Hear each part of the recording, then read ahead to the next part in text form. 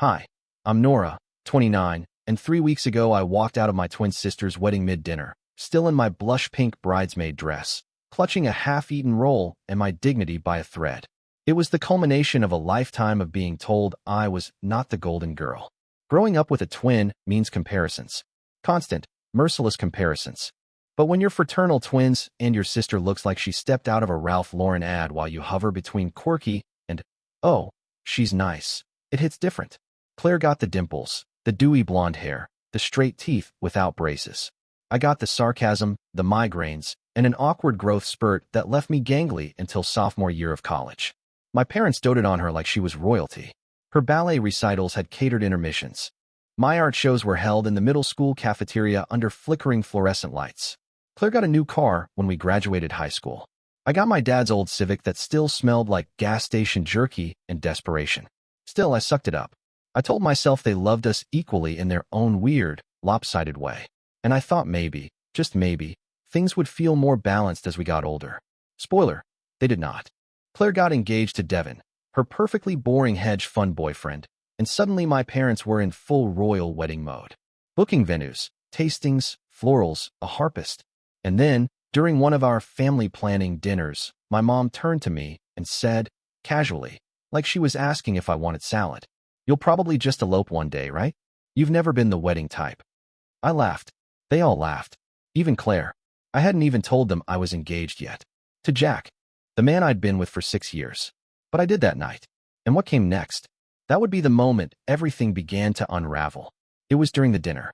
The reception was held at this sprawling estate outside town with ivy-covered walls and chandeliers imported from somewhere, with old money and questionable labor laws. The bridal party was announced like we were debutantes. I smiled for photos, adjusted my dress, gave my toast heartfelt, restrained, funny enough to make people laugh, but not enough to outshine Claire. The usual choreography. And then we sat for dinner. That's when it all broke. We were seated at one long head table, Claire and Devin in the center like monarchs. I was 4 seats down, squished between Devin's cousin Bryce and an abandoned clutch purse. The server brought out a surf and turf that probably cost more than my monthly rent. Everyone was laughing, toasting, tipsy on Prosecco and their own self-satisfaction. And then Mom leaned in, across Claire, and said with a laugh, "You know, Nora, this is probably the closest you'll get to a real wedding anyway. Might as well enjoy it." I froze. Claire snorted. "She's joking." Was she, though? Dad added helpfully. "I mean, you've never really been the wedding type. You've always liked doing your own thing. Eloping fits you." That was the moment. Right there. Mid-bite. My fork full of overpriced filet. Something just snapped. I stood up. No big announcement. No glass clinking. No dramatic monologue. I just stood, picked up my clutch, and walked away. Claire blinked. Where are you going?" "Out," I said. "Maybe to find a courthouse and get married in 5 minutes like everyone seems to think I should." Mom's jaw dropped. "Nora," Dad said, as if scolding me for forgetting to pass the salt. But I didn't stop. I walked straight through the garden, past the harpist who glanced up mid-arpeggio, and out to the front circle where a valet tried to ask if I needed my car. "I'm good," I told him. "I've got legs, rage, and enough adrenaline to power a small city." And I kept walking, still in my bridesmaid dress. Still fuming. Still halfway between a meltdown and a breakthrough. I made it 2 blocks before I realized. I had no phone, no wallet, and no plan. The bridesmaid dress didn't have pockets, of course it didn't, and I'd left everything under the head table in my clutch.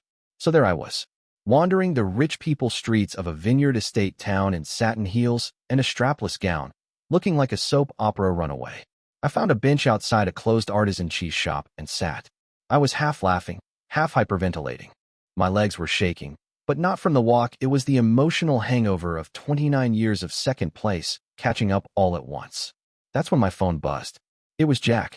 Somehow, magically, he noticed I wasn't at the reception anymore and had grabbed my phone before my mom could fish through my stuff and find something to passive-aggressively judge.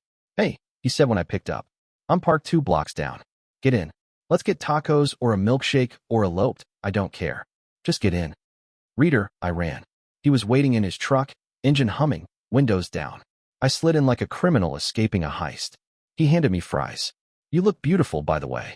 I laughed so hard I nearly cried. I just walked out of my twins' wedding in the middle of dinner. He handed me a soda. "You've walked out of worse." Remember that time you left your internship mid-shift because your boss called you the less photogenic twin? Okay, true. He paused. Want to get married? What now? He shrugged. There's a 24-hour chapel an hour away. We can stop for gas station cake on the way. I looked at him, at his dumb, hopeful, soft face. And I said, yeah, let's do it. We pulled out of that town like fugitives in formal wear. I didn't tell my parents. I didn't tell Claire. But I did post a photo the next morning, me in my wrinkled pink dress, Jack in his wrinkled button-down, standing in front of a crooked neon sign that said, "Love wins weddings and bail bonds." Caption: Guess I eloped. The comment section was exactly what you'd expect from a family raised on appearances and barely restrained judgment. Claire commented first. Claire the bride, wow. Classy Nora. Followed by Mom. 2 minutes later, via her joint Facebook account with Dad. Susan and Jim. Wish you'd waited so we could be there for you. Very hurtful. And then, cherry on top, my Aunt Carol, who always posts everything in all caps. Aunt Carol knits. Congrats, but really, Nora, this was not the time. I didn't reply. I turned off my notifications and spent the rest of the day with Jack in a roadside diner somewhere outside of nowhere, eating pancakes at 2 p.m. with a plastic flower centerpiece between us. It was the happiest I'd been in years. But the real fallout came when we got back home. My mom called. Not to apologize. Not to ask how it went. No, she called to let me know how incredibly disappointing my behavior had been. You embarrassed the family, Nora. You left your sister's wedding in the middle of dinner. I took a breath. You know what's embarrassing? Spending 40 grand on one daughter's wedding while telling the other one to just skip the whole thing because she's not the type. That's not what we said. It's exactly what you said. You've been saying it since we were 10. Claire was always the one you bragged about. I was the creative one.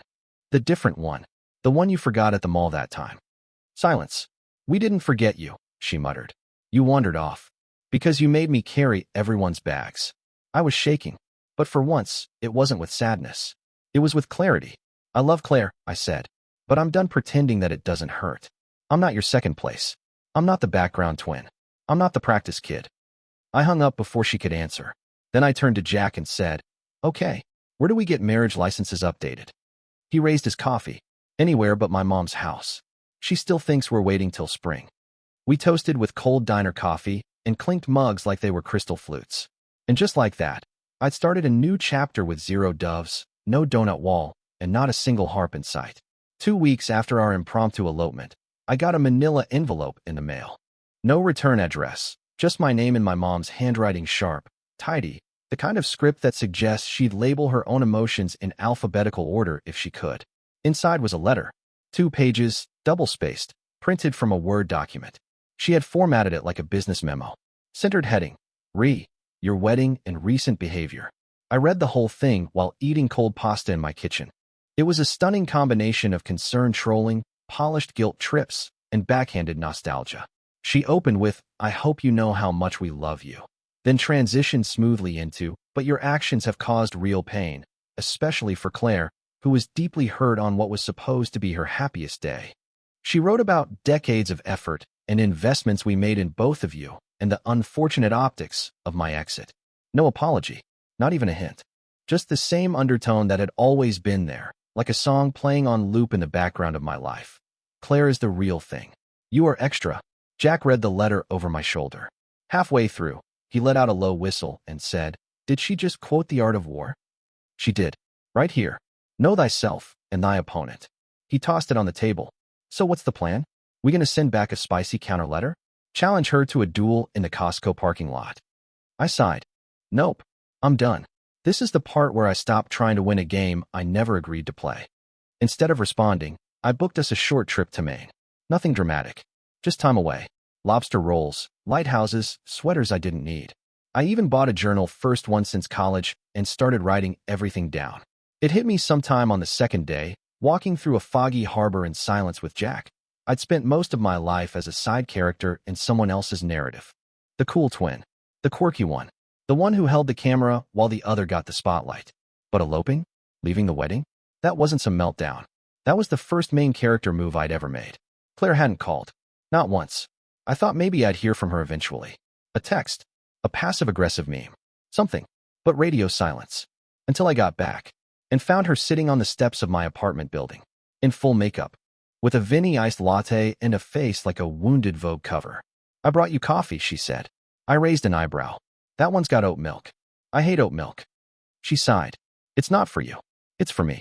I thought it would make me look less insane sitting out here alone. I crossed my arms. So, say what you came to say? She looked up at me, and for the first time in a long time, she didn't look smug or composed. She looked guilty. I was awful, she said. I've been awful for years. I blinked. Are you okay? Is this a prank? Is Mom in the bushes filming this for some weird holiday card? She half laughed, half sighed. No, I've been thinking. About how you left. About how I felt when you did. And I realized. I wasn't mad you ruined my wedding. I said nothing.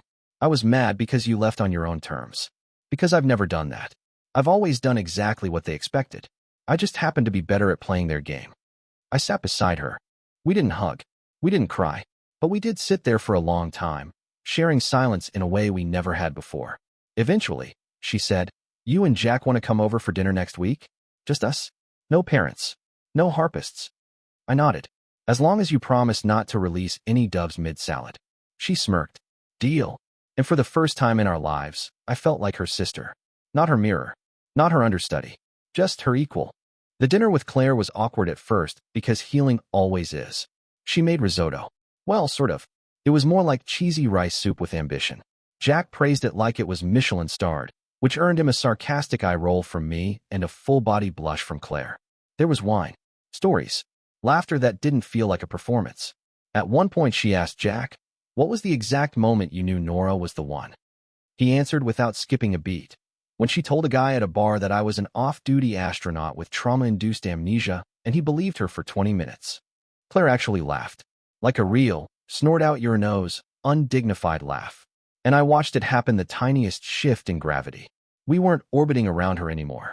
For the first time, we were just in the same space. After dinner, Jack went to the car to call his mom, who still believed we were engaged, not married, one family crisis at a time. Claire and I lingered in the kitchen, sipping lukewarm tea. She hesitated. Mom asked me to talk to you. About the whole wedding thing. I set down my cup. Shocking.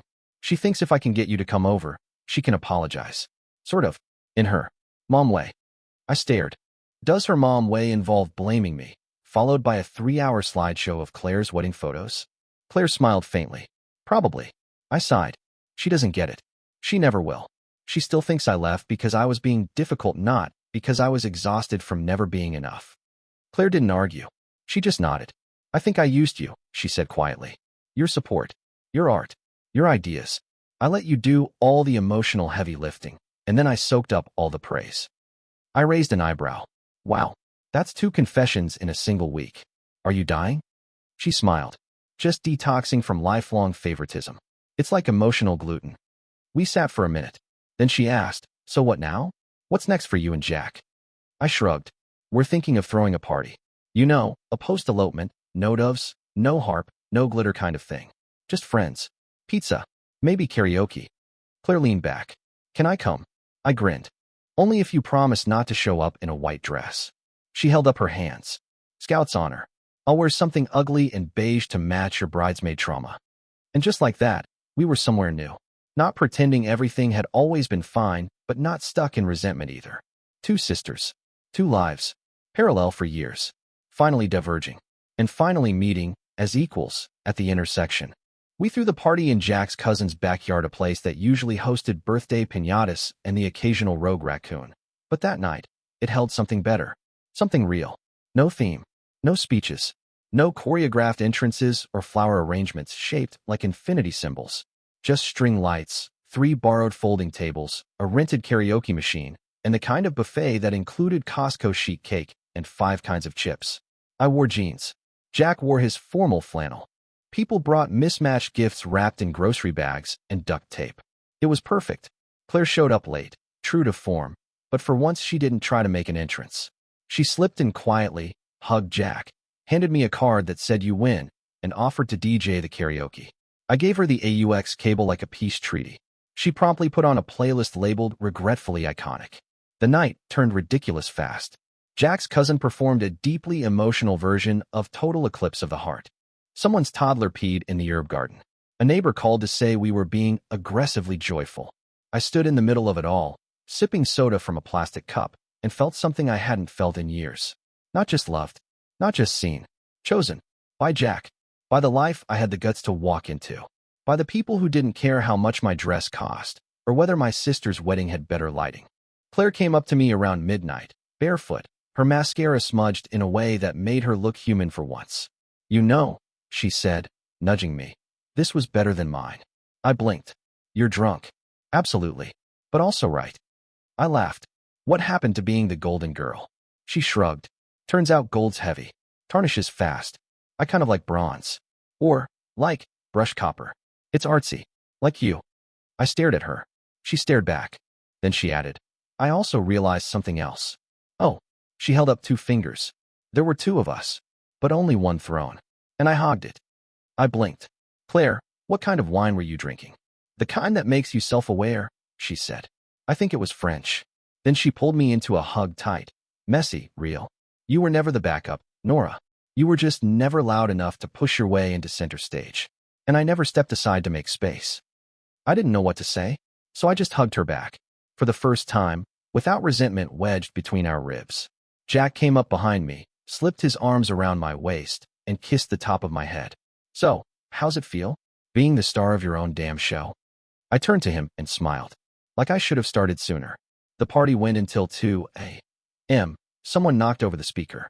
The cake was eaten directly out of the box with forks someone found in a car cup holder. Claire passed out in a camping chair.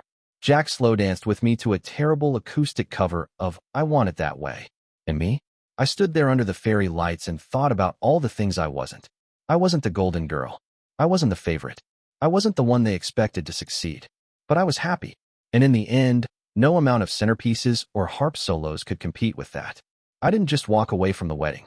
I walked into my own. And for once, I wasn't the girl in the background of someone else's photo. I was the headline. The main event. The bride. 3 months later, I got an email from my mom. No subject line. Just one sentence in the body. "Your father and I are coming to the party." I stared at it for 10 full minutes, rereading the sentence like it might shape-shift into something more apologetic. Or warm. Or anything. But nope. Classic Susan-style diplomacy. Crisp. Vague. Delivered like a ceasefire agreement written on a sticky note. The party in question? Jack and I were finally doing the legal version of what we already did at the chapel. A backyard vow renewal/reception, mostly because Jack's mom wanted pictures, and partly because I'd found a jumpsuit on Etsy that made me feel like a disco CEO. We'd kept it small. Friends, found family, people who brought joy instead of expectations. But Claire had convinced me to invite our parents. Worst case, they judge the potato salad and leave early, she said. Best case? I asked. They burst into spontaneous growth and apologized in full sentences, she deadpanned. With hugs. They arrived exactly 10 minutes late. My mom in a cardigan she definitely bought just for the occasion. My dad wearing a tie that screamed, "See, I'm trying." They brought a gift. I almost fainted. It was a wooden photo frame. Inside was a picture of Jack and me at the elopement party, blurry and badly lit, but I could see the happiness in our faces like a glow. On the frame, engraved in tiny gold letters. Love wins, even without a venue. Okay, fine. I cried. A little. Into the macaroni salad. Later, when we exchanged our vows under the string lights again, this time with people clapping and someone's dog barking in approval, I looked out at the crowd and saw my mom, wiping her eyes. Claire leaned over and whispered, "She's probably crying because your hair looks better than mine today." I grinned. That's not hard. I didn't try to match the hydrangeas. And as Jack took my hand, and everyone cheered like we hadn't already technically done this once in front of a neon bail bond sign, I felt something click. Not a moment of revenge. Not a triumph over years of being overlooked. Just peace. I didn't need to prove anything anymore. I had the love. I had the life. And this time, I hadn't waited for permission. Turns out, you don't need to be the golden girl. You just need to stop asking for a crown and build your own damn throne. Made of mismatched chairs. And Costco cake. And love. So much love.